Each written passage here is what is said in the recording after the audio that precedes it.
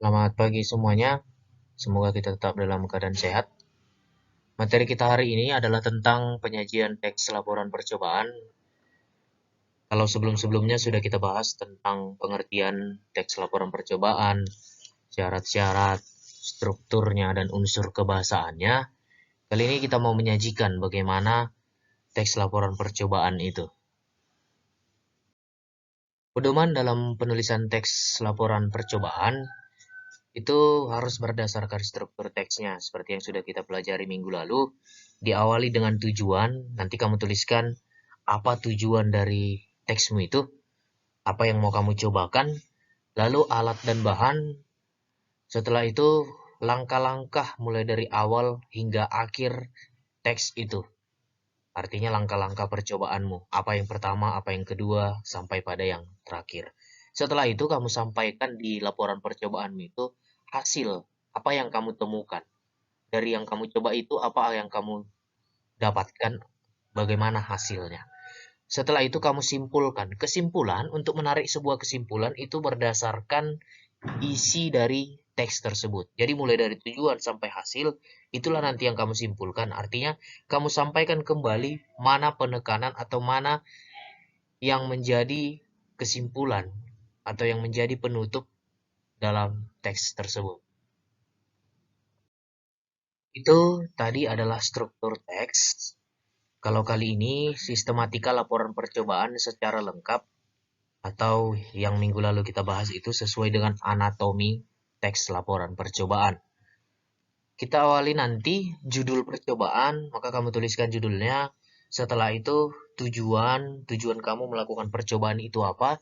Yang ketiga, kajian teori. Kajian teori ini adalah teori singkat yang berhubungan erat dengan judulmu.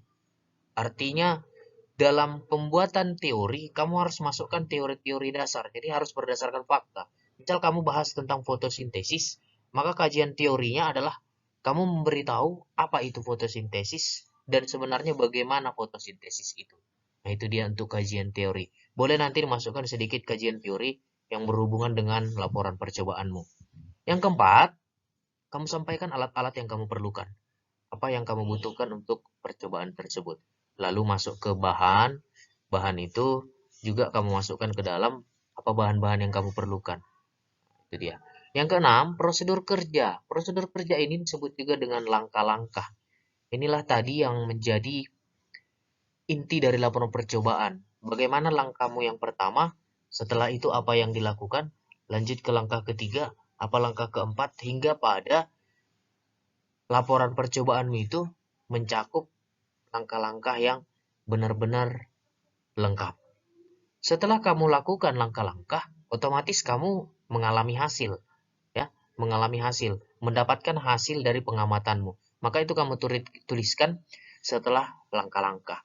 Setelah kamu masuk ke hasil pengamatan, kamu simpulkan, kamu beri saran apa yang harus diikuti oleh orang lain karena laporan percobaan ini bisa saja nanti dilakukan oleh orang lain di percobaan selanjutnya. Nah, itu tidak menutup kemungkinan bahwa nanti laporan percobaan kita dilakukan oleh orang lain lagi. Maka di bagian nomor 8 kamu kasih saran kepada pembaca, kamu kasih saran kepada orang yang akan melakukan percobaan di percobaan selanjutnya.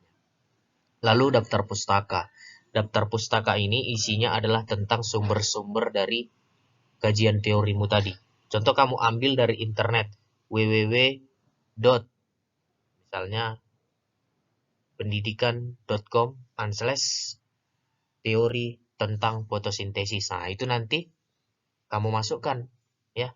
Kamu masukkan itu daftar pustakanya ke dalam laporan percobaanmu. Itu nanti kamu buatkan di daftar pustaka. Baik, langkah-langkah untuk menulis teks laporan percobaan itu terbagi dua. Yang pertama penyajian secara tertulis, nanti yang kedua akan ada penyajian secara lisan, ya. Jadi untuk secara tertulis itu nanti dibuat dalam bentuk Word dan dikirimkan ke Google Classroom, ya, ke tugas kita. Ini langkah-langkahnya. Yang pertama untuk menentukan judul sesuai dengan objek yang diamati atau diteliti. Itu tadi sudah ada di bagian struktur kita, dan juga di bagian anatomi teks laporan percobaan. Kamu tentukan judulnya, apa objeknya, dan kamu tentukan judul yang cocok untuk objek tersebut. Setelah itu, kamu susun tujuan percobaannya, mulai dari kalimat pembuka, berdasarkan percobaan yang akan kamu lakukan. Apa tujuanmu dalam melakukan teks laporan percobaan itu? Nah, itu dia. Itulah kalimat pembukanya. Yang ketiga, setelah kamu dapat tadi tujuan percobaannya, kamu susun isi laporan berdasarkan struktur teks laporan percobaan yang tadi sudah kita bahas. Mulai dari tujuan, alat dan bahan, lalu langkah-langkahmu, hasil, lalu kamu simpulkan. Kamu susun berdasarkan struktur yang tadi sudah kita bahas. Dan juga minggu lalu sudah kita bahas tentang struktur itu secara lebih lengkap. Setelah itu, kamu tuliskan kalimat penutupnya. Ya, simpulanmu kamu tuliskan. Apa yang menjadi kesimpulan dalam teks tersebut. Nah, dalam penutup juga tadi Bapak bilang, dalam penutup itu juga ada mengandung saran. Kamu berikan saran apa yang cocok untuk teks laporan percobaanmu. Setelah itu, setelah selesai semua, kamu amati kembali, kamu cek kembali apakah bahasa-bahasa yang kamu tuliskan dalam teks laporan percobaanmu sudah sesuai dengan pedoman EYD atau ejaan bahasa Indonesia atau tata bahasa baku, karena dalam teks laporan percobaan itu adalah teks yang berisi ilmiah, maka tidak boleh di dalamnya terdapat bahasa tidak baku. Kamu cek kembali nanti dari awal hingga akhir. Kalau sudah selesai, maka itulah yang akan kamu kirimkan ke Google Classroom kita. Baik, selanjutnya yang kedua, ini adalah penyajian kita secara lisan. Setelah kamu tuliskan teks laporan percobaanmu dalam bentuk tertulis, maka kamu sampaikan secara lisan. Kalau yang ini nanti tidak usah kita bacakan kembali ya. Perhatikan, membaca kembali hasil teks laporan percobaan yang ditulis. Kamu bacakan kembali. Lalu kamu cermati. Yang kedua, kamu cermati tujuan alat dan bahan-bahan percobaan yang dilakukan. Setelah itu, cermati juga sistematika langkah-langkah percobaannya. Lalu yang keempat, kamu cermati kebenaran data dari hasil percobaan yang kamu lakukan tadi. Nah, itu dia. Setelah itu, kamu sampaikan.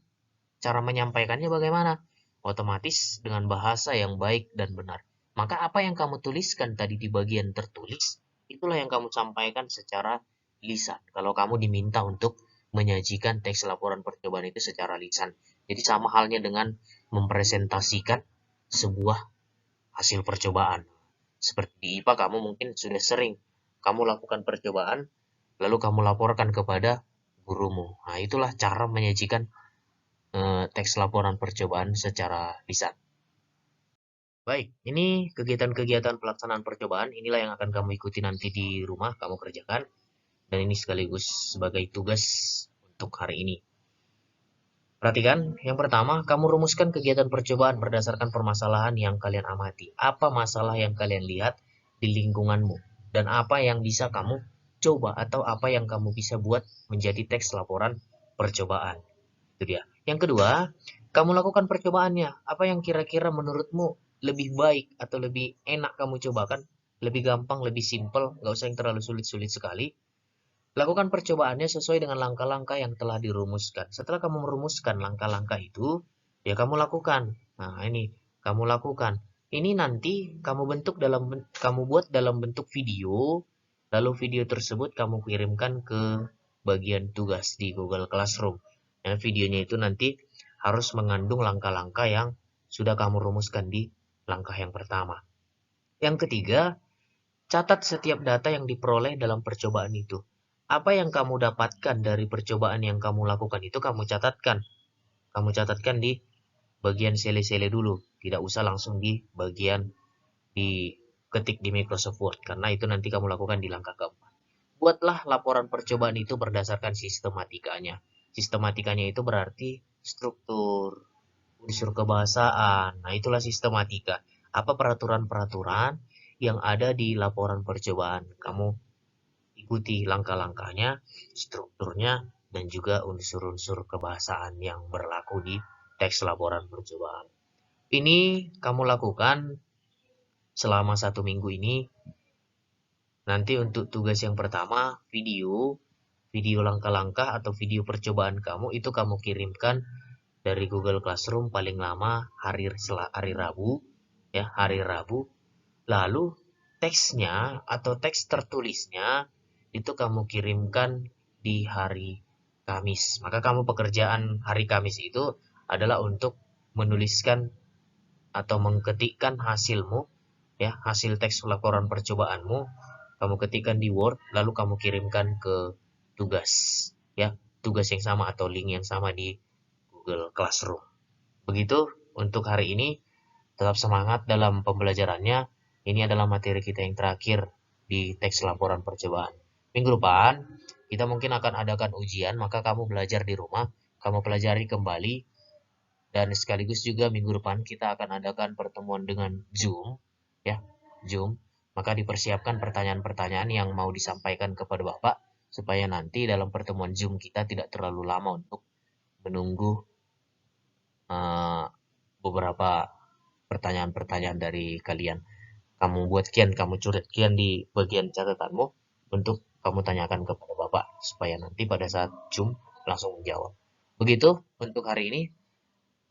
Tetap semangat, tetap jaga kesehatannya. Semoga kita bisa kembali ke sekolah dalam keadaan normal nantinya. Demikian, selamat pagi semua.